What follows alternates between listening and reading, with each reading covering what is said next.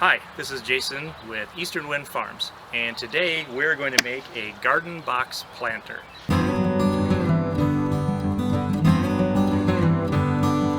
It's 2 feet wide by 6 feet long by 3 feet high.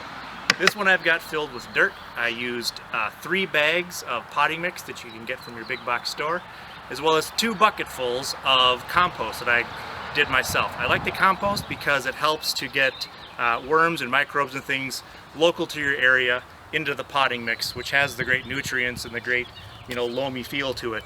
But adding your own compost really does help to mix things up. So let's go ahead and get this box started. In order to make this, we're going to use 2 4x4s, 2 2x2 2x4s, 3 1x6s, and 2 1x4s. Now I've chosen to use pine for all this, and these are fir. You can make all this out of cedar if you want, but it's going to be a little bit more expensive. So the overall dimensions for the box are going to be 6 feet by 2 feet. So in order to cut these pieces, I'm going to measure down 2 feet and then cut all 3 of them.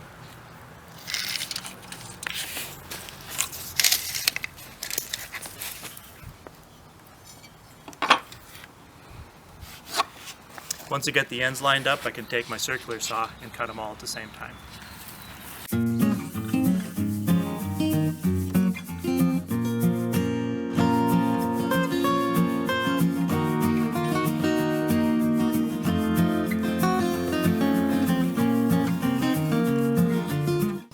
And the next piece we're going to do is the 2x4s.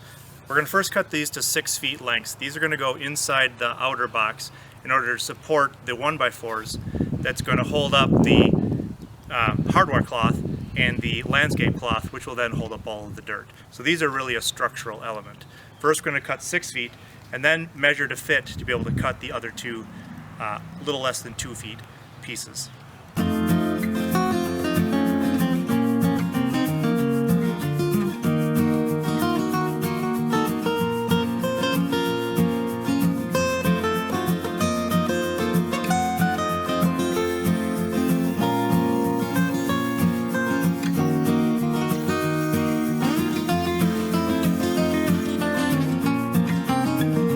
So the way I have it set up right now, I'm standing in the outside of the box, and this is the 2x4 we just cut that will have 1x4s that support the weight of the dirt. I need to affix the 1x6 to the 2x4 so that I can do this for the side I'm standing on and the side directly opposite.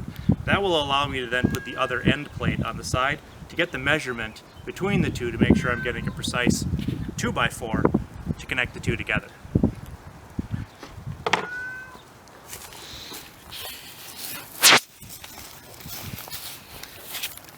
I'm using 1.25" decking screws to be able to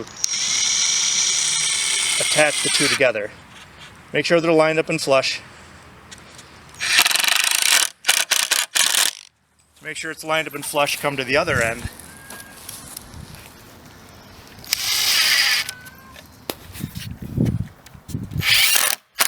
And then you can affix multiple ones in the middle as you go along. I tend to do 5, 1 on each end, 1 in the middle, and then 1 in between the 2 of those. And I keep dropping my pencil.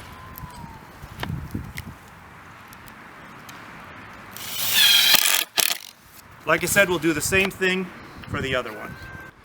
So once you get your 2 side pieces that are the 6-foot length screwed together, you lay them out on a reasonably flat surface, and you can use one of your end pieces to line it up flush to either side. And once you get it flush to either side, you want to measure the distance in between your 2 2x4s. Mine comes to 19¼ inches. If you're going to cut a smaller piece on 2x4s, you can set up other 2x4s that span the distance, that create a stable surface to be able to cut your shorter pieces. Measure your 19¼ inches.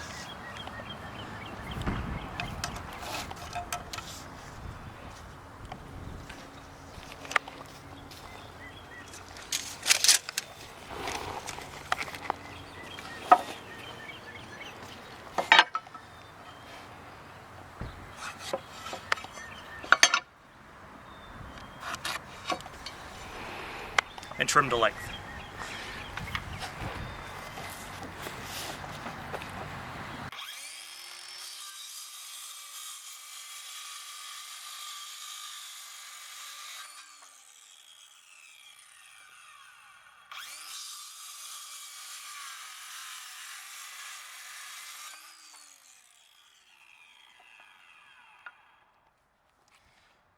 With these created, you can now put together the entire base. So now I have 3-inch screws, and I'm going to be able to drive them in from this side all the way in through to this other piece. I'll do it for all 4 pieces, or all 4 corners, and then I'll put the end caps on using those 1 1/4 screws like I used before.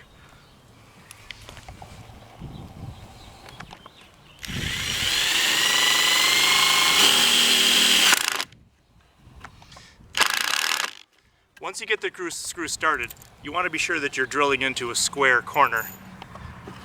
Use your speed square, set it up, hold it in place, and screw it together.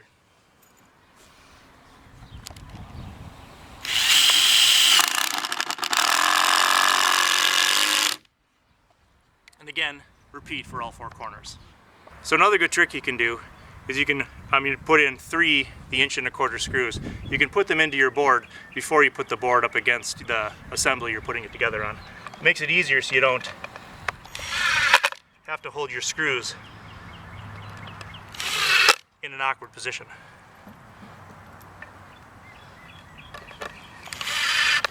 And then it's easier to hold your board flush.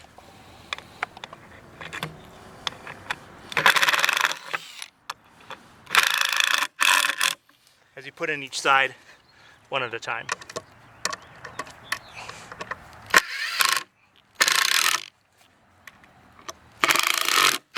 So the next piece we're going to do is create the horizontal supports that go in between these 2 2x4 supports that will then hold up the hardware mesh and the landscape cloth. To do that, measure on the inside of your 1x6s 22 1/4.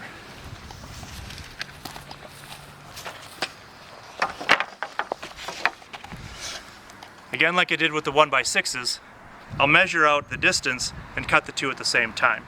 I'll need 6 of these in total.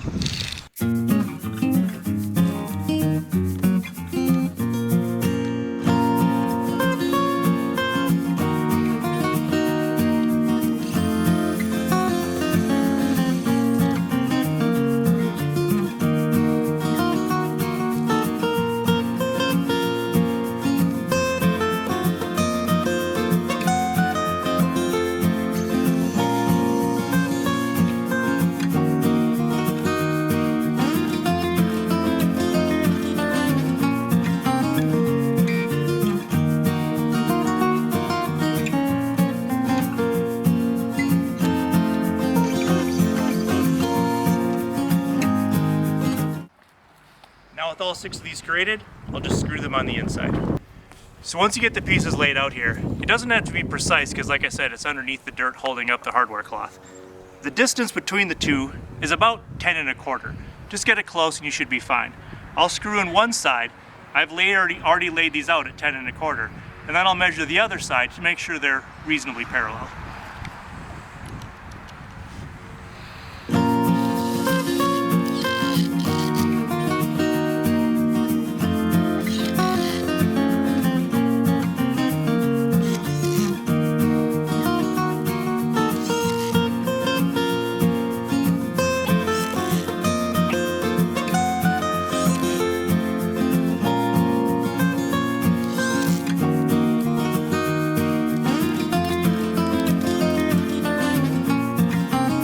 If your wood bows, you may need to squeeze it back together again in order to get it to line up just how you want it.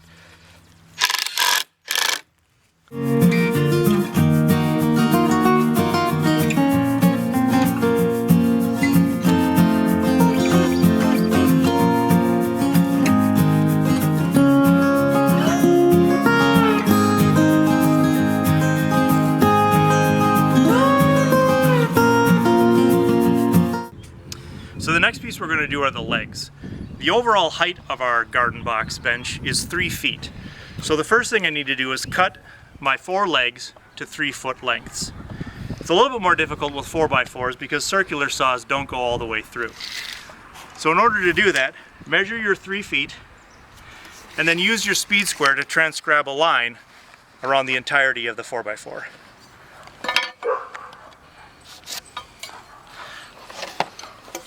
can do that by lining up each 4x4, each line on each side of the 4x4 until you get all the way around, making a complete circle. Then you'll have to cut your 4x4 in 2 passes. First on the top, flip it over, and then on the bottom.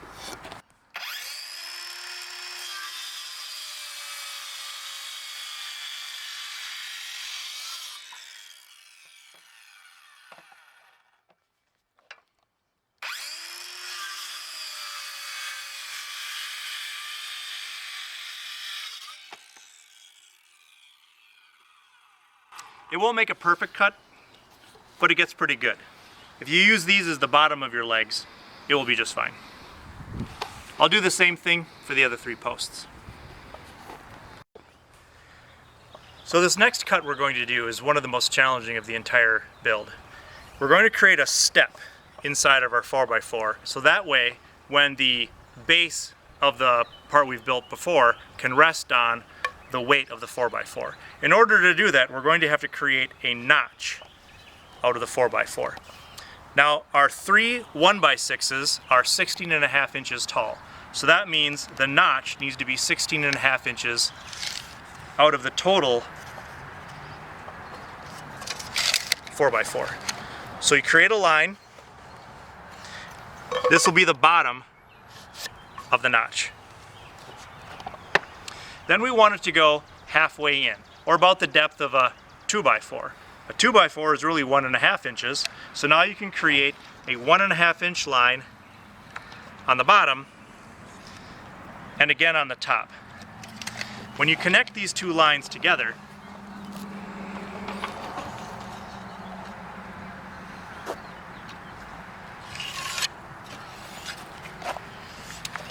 and the bottom of your notch from the first line we drew, this will be the area we have to cut out.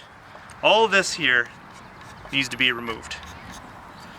The hard part is you need to set your circular saw depth to 1.5 inches, cut this one, and then set it to the full depth and cut all the way over to this line, which will leave an arced tip on the inside, and then use a handsaw to just finish it out. I'll show you how that goes.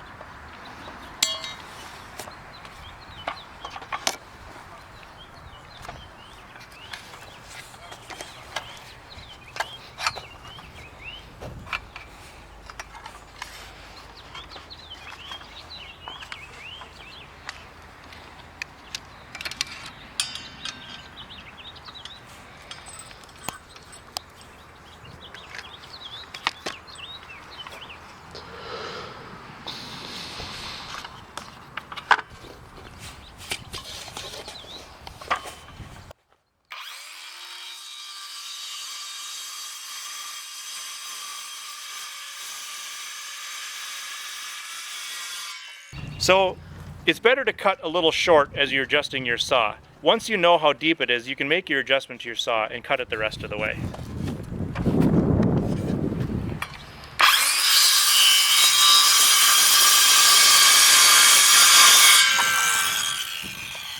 There, just to the line.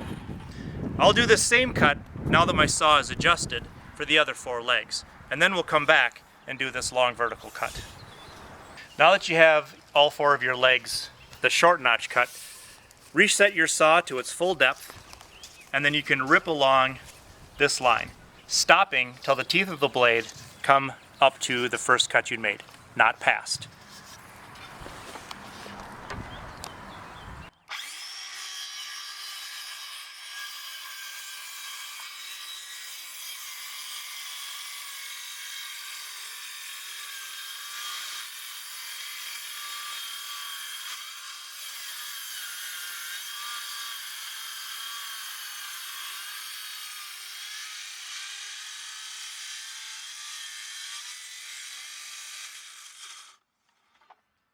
Flip the board over and do the same thing on the other side.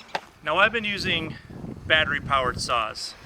With thicker lumber like this, or if you hit a knot, or if the wood is at all wet, your battery powered saw may have some challenges going through it. Yeah, if you have a corded saw, that's probably better for some of these types of cuts. The last thing we're going to need to use is a hand saw. it has separated all the way through, like I said, until we get to this very end. Inside of here, there'll be a triangle with curves on it, like the shape of the blade, holding this piece to this piece. We need to slip a handsaw in there and finish that last cut.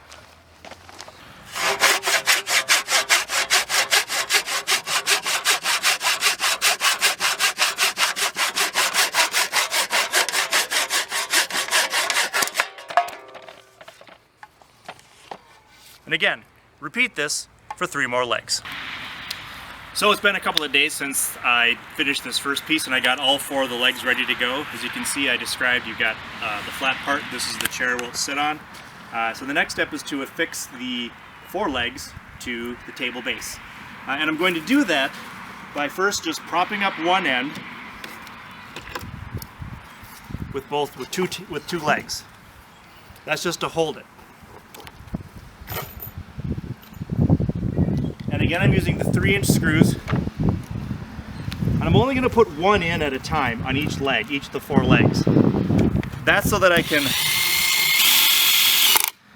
I can pivot the legs to get them square once it's all elevated. When you're putting the screw in, you want to make sure that this side here is flush. It'll be at an angle because it's tipped down, but put that side flush and drive that first screw in. We'll do the same thing on the other leg over here.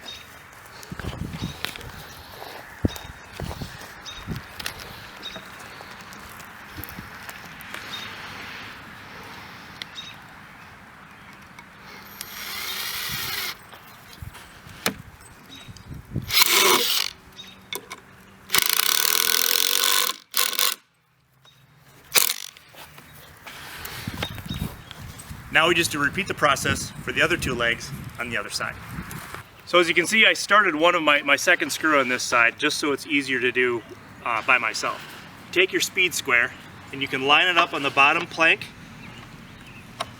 Use it to make that edge square. And once you get it in a position, you can drive that screw down. That'll create a nice perpendicular leg for this edge, and we'll just again repeat that process for the other 3 legs. Now that we have our 4 legs assembled, I'm going to work on the hardware cloth piece as long as it's easier to access before I put the rest of the side walls on. What I'm using is 1/2-inch hardware cloth. You can get this at most of your big box stores. It works to create a support across these gaps for all the dirt we're going to put in later.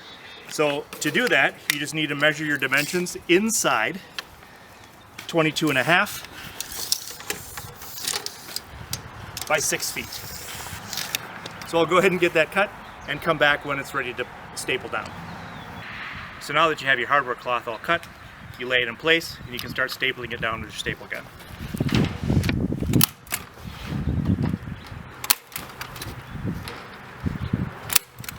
It's not going to need very many staples each one, maybe 3 staples per rung as you go along, and I'll finish this out. So once we have the mesh on, the next thing is to just build the last 2 layers of our sidewalls. We'll start with the 1x6, and this is from that 8-foot piece we had before that we cut the 2-foot piece ends off. So you just you screw it on the inside, goes up easy.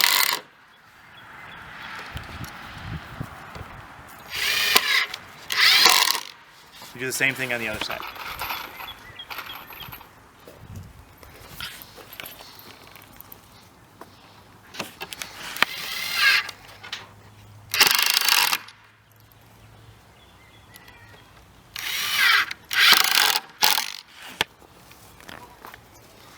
Now that we have this one side done, we'll do the same thing on the other long side.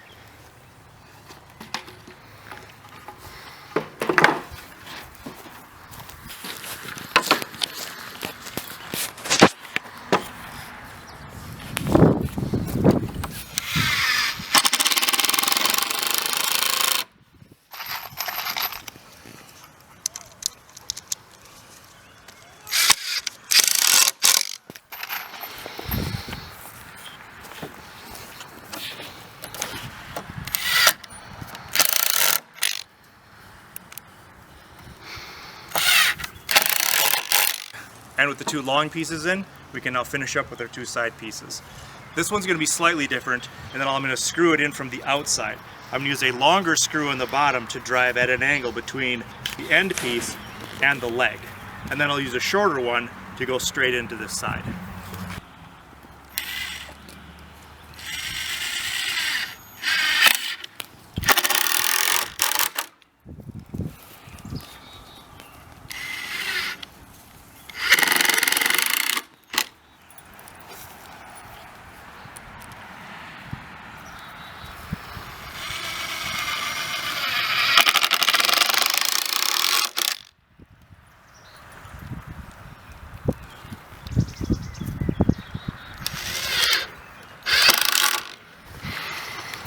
So this is now the exact same process for the other side and the whole second layer. I'll finish that up real quick. So the very last part of our build we're going to do before we put the fabric cloth down and put in our dirt is these are the scrap ends from our 1x4s that we used to do the bottom supports here. We're going to use these to put in between all of the long runs. So one in the middle here, one in the middle there, and then one in between our two short runs. This will do two things. It'll help for when the dirt starts to bulge out with the weight of the water in your plants and as you're using it. The other thing too is you can see some of these boards are not always going to be perfectly straight. And as you put those side pieces on, you can bring it back into alignment, and that will hold everything nice and square, nice and solid, and it won't rack back and forth. So I'm going to go ahead and measure these in half, cut them so I have 4 pieces, and then go about putting them on the sides of the garden box. That was wrong.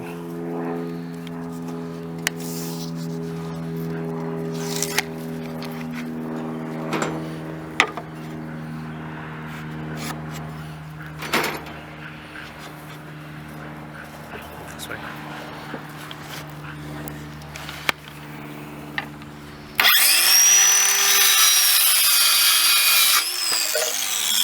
So now that you have 4 pieces, you can go ahead and put them.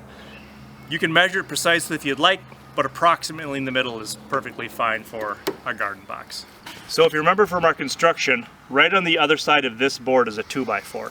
If you can support your 1x4 on the top part with your 1 1/4 inch screws first, you can then push it inside and get push it so it's flush and get larger screws that can sink between here and into the 2x4 that's behind there. So first I'll put in these 1 1/4 inch screws.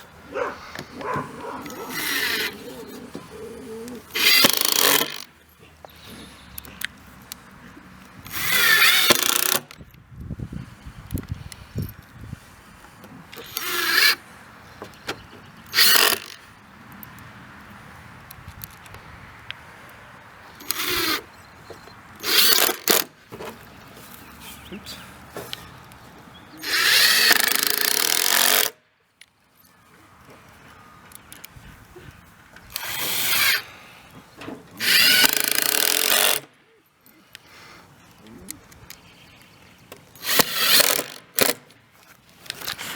And again, I'll repeat this process for the other 3 sides. So now that we have the box completely built with our hardware cloth on the bottom, it's time to install our landscape fabric. And what this is going to do is prevent the dirt from falling through the 1/2 inch holes in the bottom. Now this is 3-foot landscape cloth, so we'll wrap up the sides a little bit, covering this very first seam down here. And it's a 6-foot bed. Cut a 7-foot length of landscape cloth, lay it in the bottom, and staple it to the sides.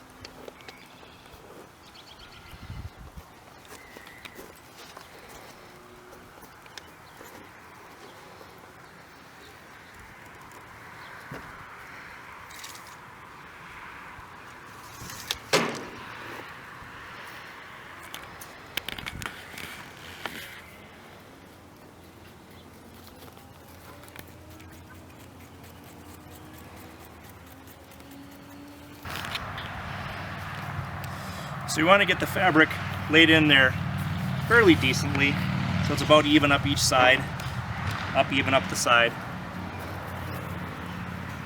Check the other side of it, get it all laid in there. Make sure it's, again, this is a garden box, so approximately in the middle where you would like it to be. And once you get it in place, start stapling.